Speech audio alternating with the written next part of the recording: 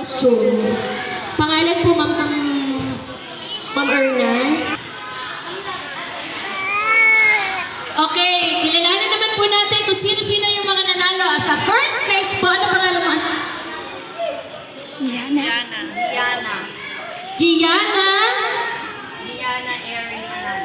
Diana Eri Manalo. Palakpakan naman po natin siya. At ang ating pong second place, from kinder nga pala po. From kindergarten again. Ano ba? Ano?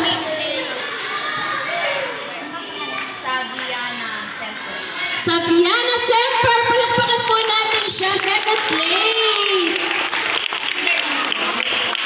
Grade 1. Ano anak pangalan? Franz Luba. Third place from grade 1. Palakpakan po natin. Ano? Grade 1. Si Dan Riley. Ano? Ay, nice.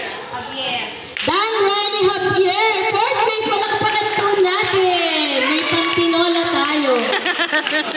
At ang ating fifth place from Port Jupiter. Normally the artist from Great Port Jupiter. Congratulations.